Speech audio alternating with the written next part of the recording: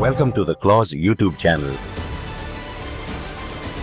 Together, we strive for a safer, secure, and more stable world.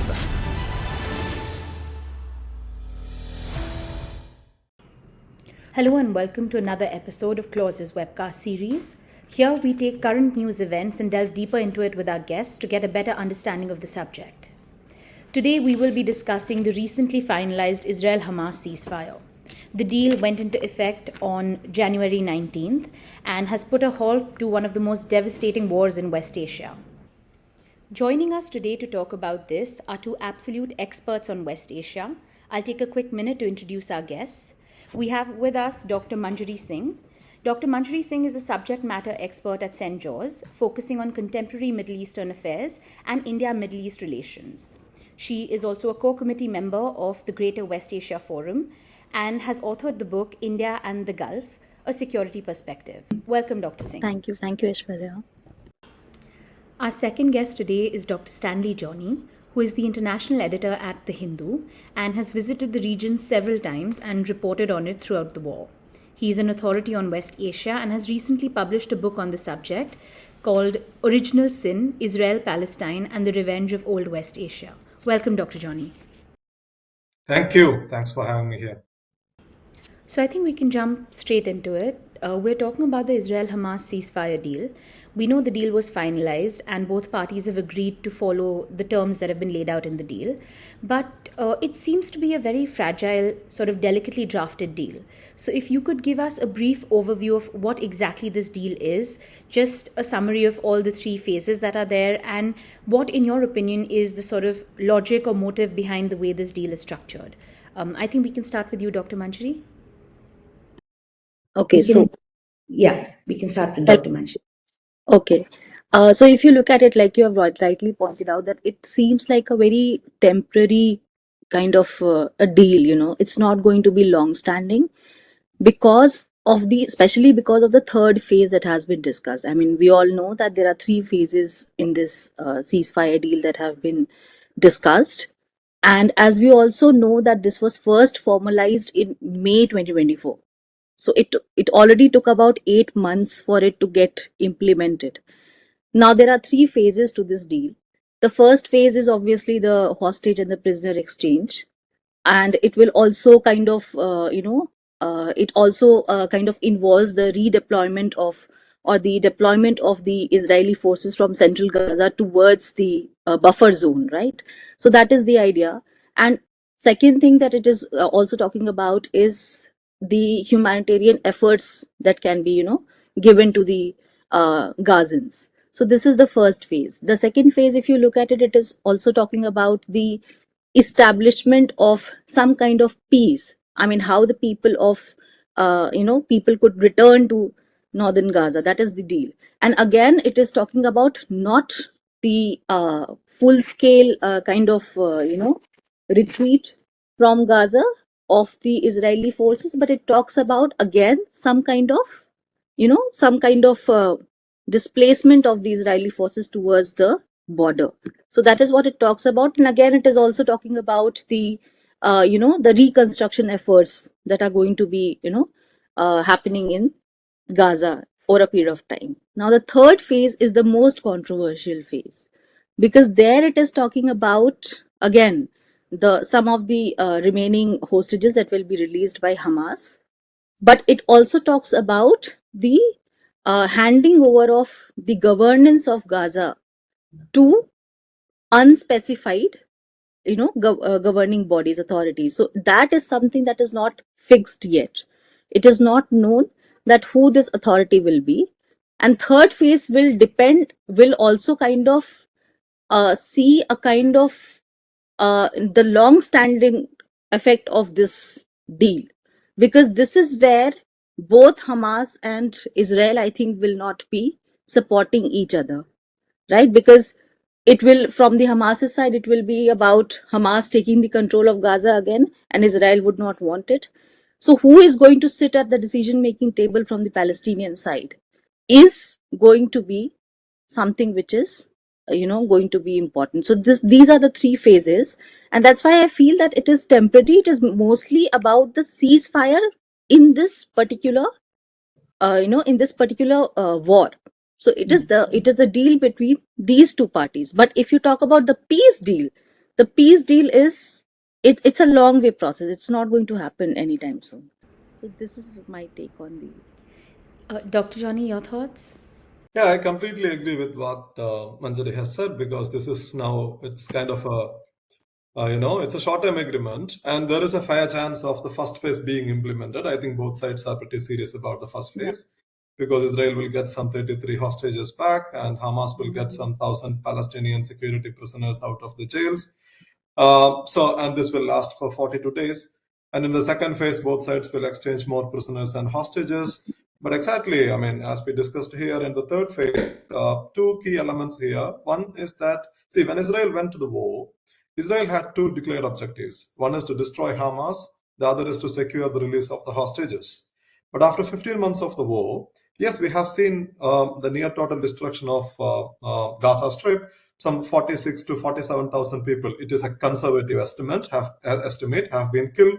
100,000 people have been wounded, and almost the entire population of Gaza has been displaced. But still, Hamas hasn't been destroyed. It's a fact. Let's accept that. Antony Blinken said this when he went to West Asia just last week. He said Hamas, the American assessment is that Hamas has recruited as many fighters, as many militants that they lost, right?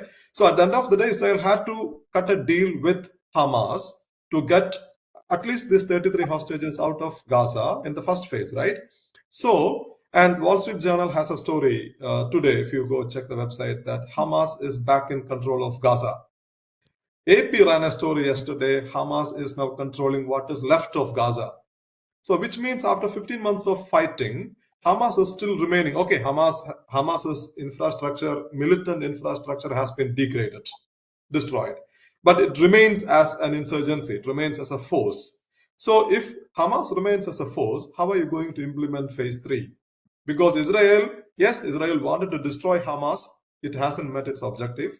But Israel certainly doesn't want to leave Hamas in a ruling position, right? And what should be the day after for Gaza? And Hamas demands Israel to withdraw from Gaza entirely. And Prime Minister Netanyahu hasn't committed to that. He has committed to the partial redeployment of Israeli troops from the Netzarim corridor to the buffer zone, but Israel will remain in the Philadelphia corridor in the south, right? So, but Hamas says that Hamas wants a permanent end to hostilities, and its definition of the permanent end to hostilities is Israel's complete withdrawal from Gaza, and the Israeli government hasn't committed to that. And if the Israeli government commits to that, Prime Minister Netanyahu's government will fall. It's a given. So implementing phase 3 will be a challenge, because what are you going to do with Hamas? What would be the day after for Gaza? And what are you going to do with the IDF in Gaza? And sections of Israel's government also want to resettle the Jewish population in Gaza. Because if you look at the statements coming from Itamar Ben-Gvir or Smotrich, they all want to resettle Gaza. So there are a lot of contentious issues here, right? But still, given the violence, given the instability which we have witnessed in West Asia, I would say that even this ceasefire itself is welcome news. It's a positive development. Great. So I think some very interesting points that I want to go a little deeper into. Firstly, Dr. Manjari, you spoke of this deal being on the table since last year. So what has changed now? How did this deal happen now? We're also hearing a lot of reports of a certain Trump factor playing into it. So what, in both your opinions, made this deal possible at this point in time?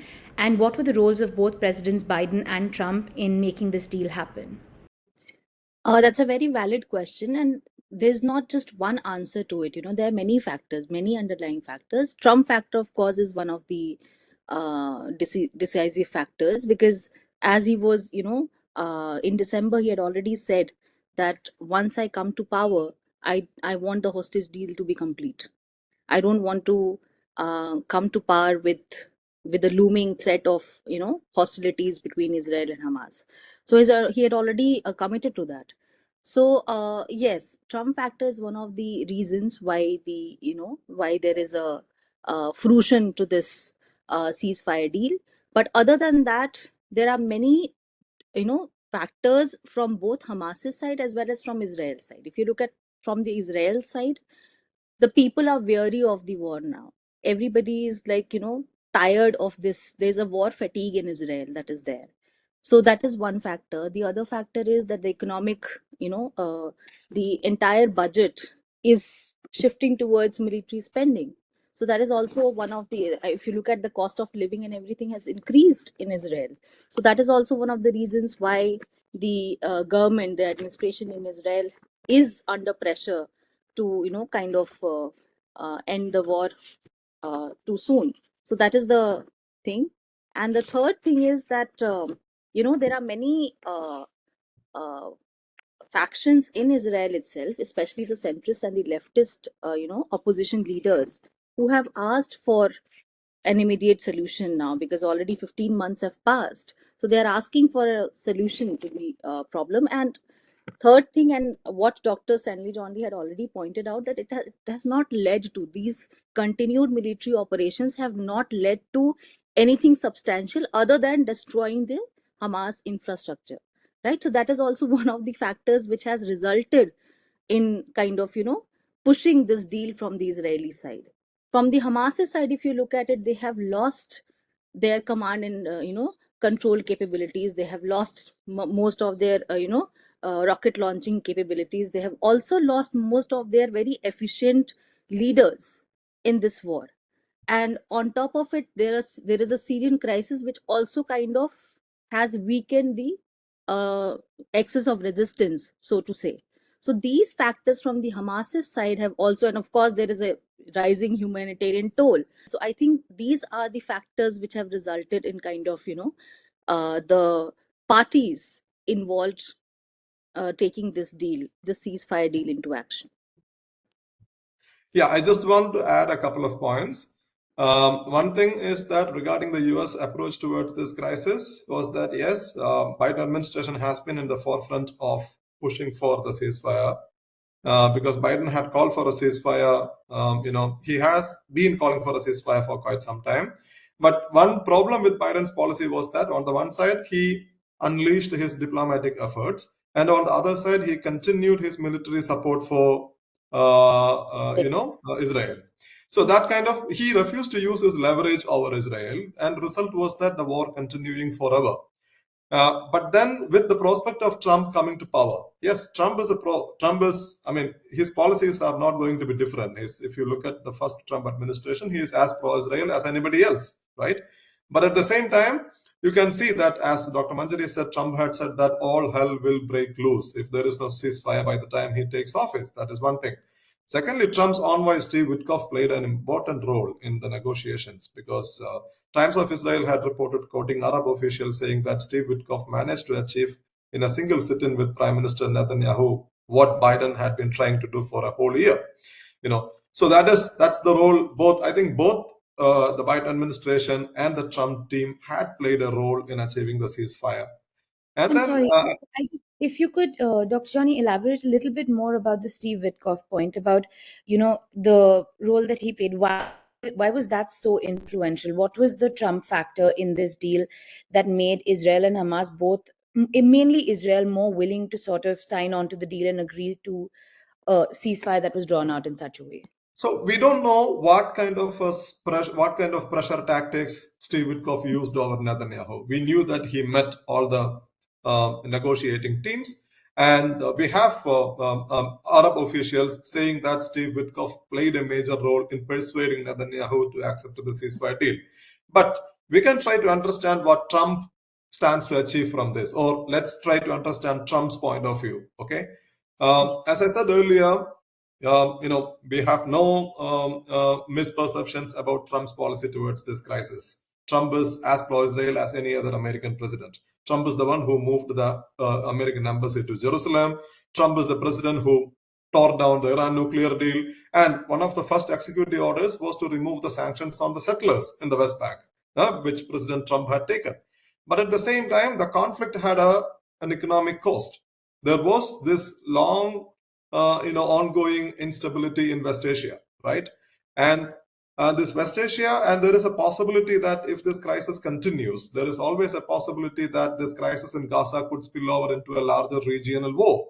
And we almost witnessed that in 2024, which I don't think is in Trump's interest. And Trump had promised that he would bring peace to both West Asia and Ukraine during the campaign. Because the three key foreign policy challenges the Trump administration is going to face is to tackle West Asia, stabilize West Asia, bring peace in Europe, and manage China.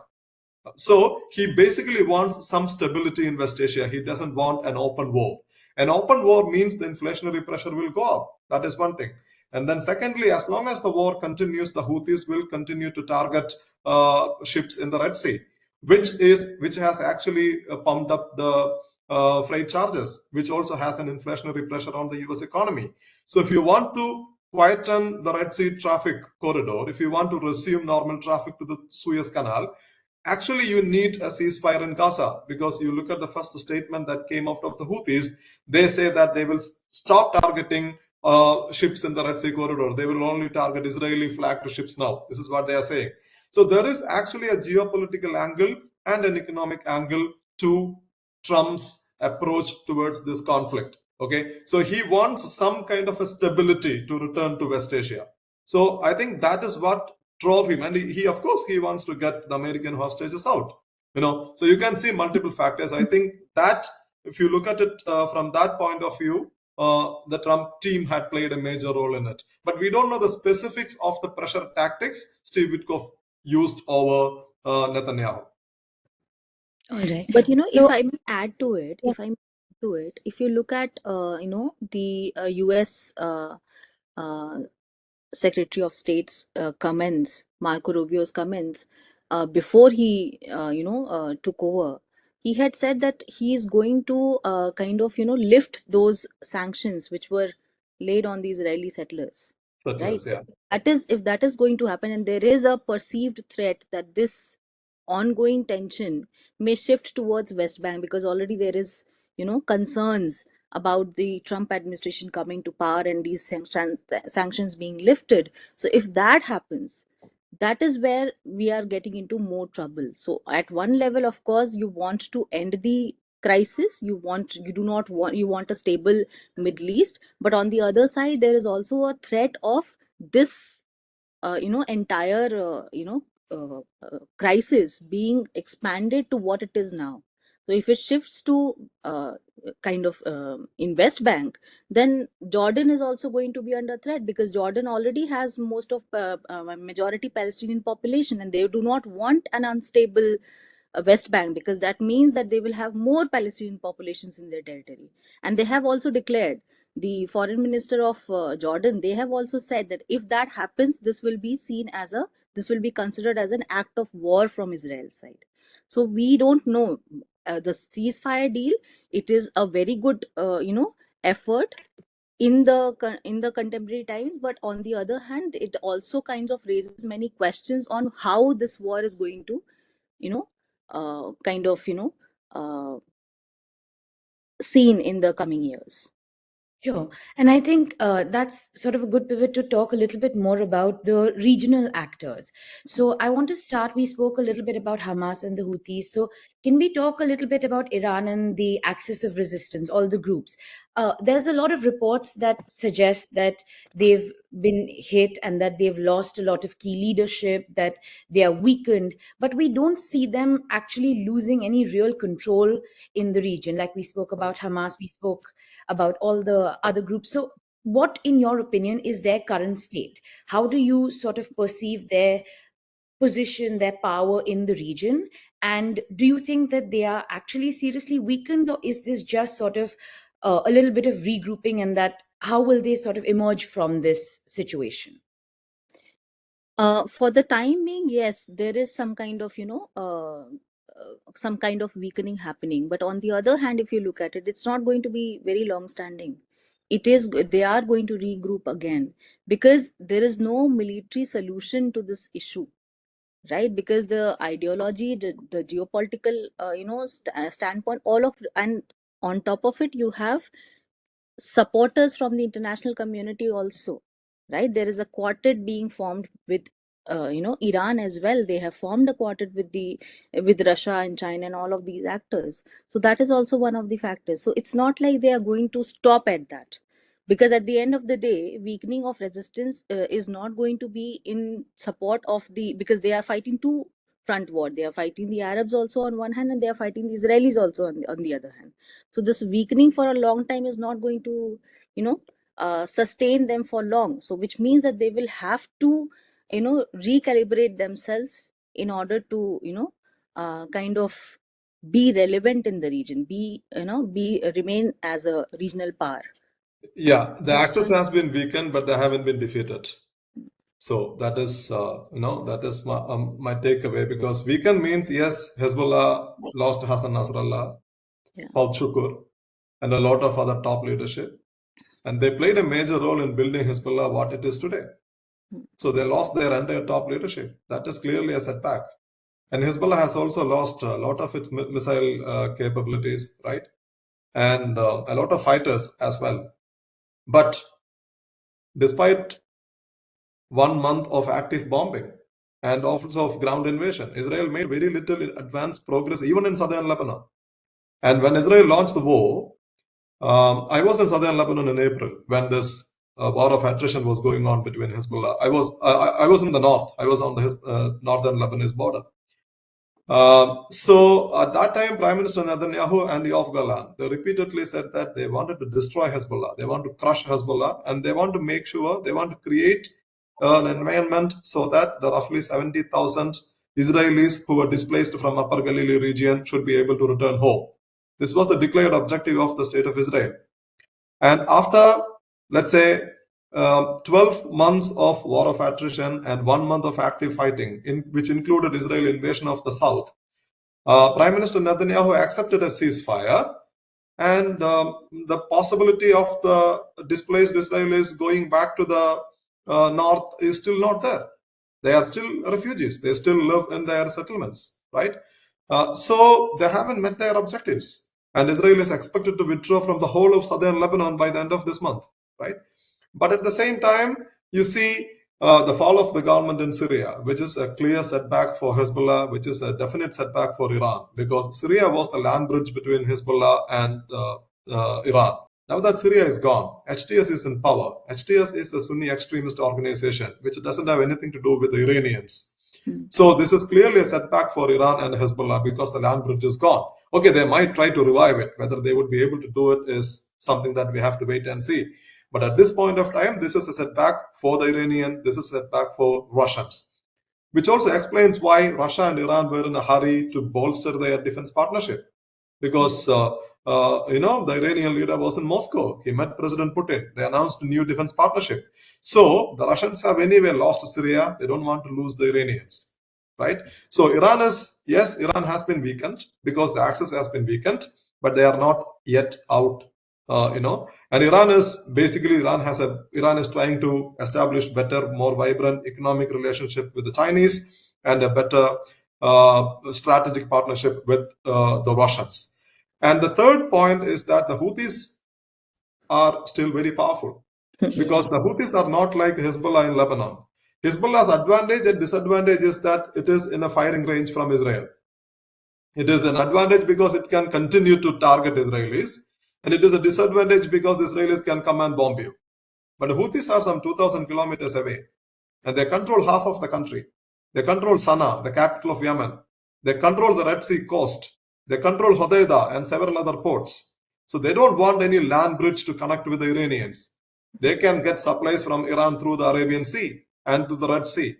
And the Houthis, even on the last day of the ceasefire, Gaza ceasefire, they started a missile attack at Israel. So the Houthis still remain powerful. So the Houthis now remain basically the most powerful actor in the axis of resistance. So yes, they have been weakened, but they are not out yet. So, if you always compare Israel's military operations with 1967, in 1967 or in 1948, 49, Israel was able to achieve definite military success, especially in 1967.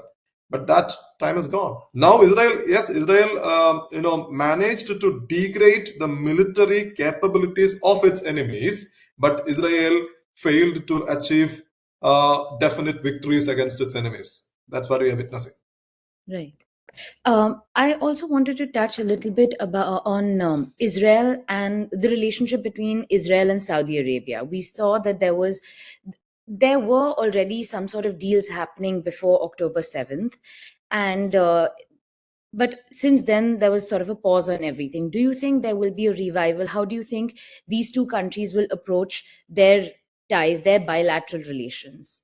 When it comes to economic aspects, I feel things are going fine. There may be some, some kind of increasing efforts also made when it comes to the economic front. But when it comes to the diplomatic ties, I think it will take some time.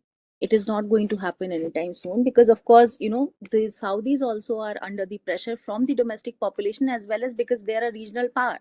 So they have a lot many questions will be asked to them if they, kind of uh, have a diplomatic tie with Israel. So in that context, of course, Saudi Arabia, may take some time to kind of, normalize its relations with Israel. But when it comes to the economic front and the trade front, I think those discussions are already being, carried out.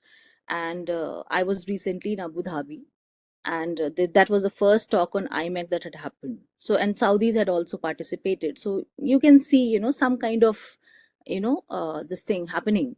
Of course, I think last week only there was a Kochi dialogue that happened on India GCC relations, and there also, if you look at it, IMEC was, discussed at length. So if you talk about the economic aspects, the trade aspects, the corridor aspects, they are going to, go around in some form. But when it comes to the diplomatic ties, the political ties, that will take some time. When Crown Prince Mohammed bin Salman was there in India in September 2023, he gave an interview to CNN in which he said that Israel and Saudi Arabia were in a very advanced stage of normalizing ties. He said, we are making progress on a daily basis, you know. And then October 7 happens. And this statement from the Crown Prince was a remarkable change that reflected a remarkable change in Saudi foreign policy. Because if you go back in time, Saudi Arabia is the country that proposed the Arab Peace Initiative. And in 2000, when the Camp David Agreement was going on, Arafat and Ehud Barak, under Clinton's mediation, had actually made some progress towards a final agreement. And Abdullah bin Abdulaziz, who was the then Saudi monarch, he called Arafat and told him that you can't decide the fate of Jerusalem because Jerusalem is a Muslim city. So this was the position the Saudis had taken, in 2000. And from then, they were very close to normalizing ties with Israel in 2023. But then October 7 happens. And since October 7, and the subsequent, and this also explains why Hamas carried out the attack, because the Palestine issue had been actually pushed to a corner of West Asia. And when the Israelis and the Arabs were moving towards normalizing ties. And when Hamas violently brought the Palestine issue back to the forefront of West Asia, right?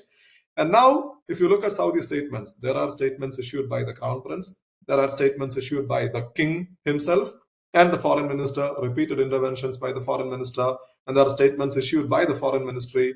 You look at all this, Saudi Arabia says that there won't be normalization unless there is a clear path towards the creation of a Palestinian state based on the 1967 border, East Jerusalem being its capital, and the right of the refugees to return being addressed. Okay, this could be a maximalist position, we don't know. But at least this is the position the Saudis are taking now, which signifies that there is not going to be any immediate normalization agreement between the Saudis and the Israelis. Which means taking the Abraham Accord to its logical conclusion, which is what Trump wanted to do, that's what Biden wanted to do. I think that's going to take time. And the Saudis are also, they are also autonomizing their foreign policy. They are no longer as dependent on the Americans as they used to be. You look at their defense ties with the Chinese, their economic and strategic ties with the Russians. Yes, the Saudis remain an American ally, but at the same time, they are basically trying to autonomize their foreign policy, which is what the Emiratis are also doing, right? And when I talk to the Saudis or the Jordanians, I could see a very palpable anger, at least this time, towards the way the war was being conducted in Gaza, which was not the earlier with Israel's Gaza operations. But this time you could actually sense that anger coming out of the diplomats. And there is clear anger in the Arab street as well. I think it will take time to overcome all this. So it's not. I don't think the Saudis are in a hurry to normalize ties with Israelis.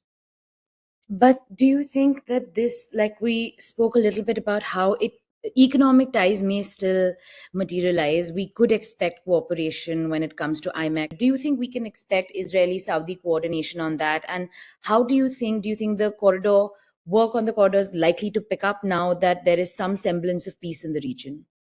I don't know about the semblance of peace in the region. There's a semblance of peace between this conflict, maybe some ceasefire agreement, but you don't know who is going to violate the agreement also, right? Because if you see, like I said earlier also, that it was first ideated in May, but after that, because certain Hamas leaders were also killed, and there were retaliations happening from Hamas's side towards Israel as well, and that's why this ceasefire deal was stalled, right? So we don't know about the peace aspect of it, but if you look at the IMEC, it is still in the ideation form, to be very honest, right? It is still in the ideational form. It has not realized as of yet.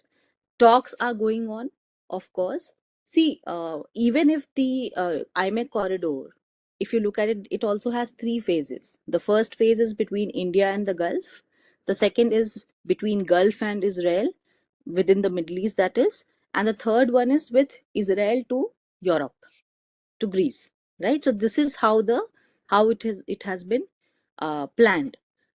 Now, if you look at it, the first and the third corridor, they don't have a problem, but the middle corridor is the one which is problematic, and that is the corridor where many things are being planned. Railway networks are being planned from UAE till Haifa, from many ports in Saudi Arabia to Haifa. So multiple channels are being planned in this area.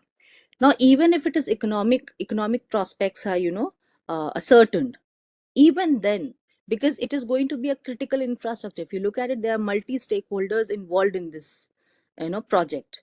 So if multi stakeholders are involved in the process, it means that it will become a critical infrastructure, which means that it will need added security apparatus as well. So how do you secure if you don't have ties amongst each other? If you don't have a strategic cooperation amongst the countries, how are you going to ascertain the security of this corridor, the middle part of it, right? So, and that is going to disrupt, if anything happens in this middle corridor, then everything gets disrupted. The entire IMEC gets disrupted. So even if economic prospects or economic engagements are going on, talks are going on, but still it will need some kind of geopolitical stability and some kind of normalization between the countries to start the project. So it is prerequisite condition if you look at it. Right. The final corridor is unlikely to take off unless there is a normalization agreement between the Israelis and the Saudis. It's as simple as that. But we are working. I think the Indians and the Emiratis are working on the first phase. That's the message you are getting from both sides. But this is clearly a prerequisite because this is going to be a massive project. And the Saudis have clearly said that, and the Saudis will use this to turn up pressure on the Israelis. I mean, if you want this project to take off, you need to make some concessions. Because after what happened in Gaza, after what happened in Israel on October 7 and what happened in Gaza thereafter, so I think the Palestine issue cannot be treated as a non-issue anymore. Well, those were about all the questions that I had. Thank you both for your time and your input on this. We really appreciate it. Thank you.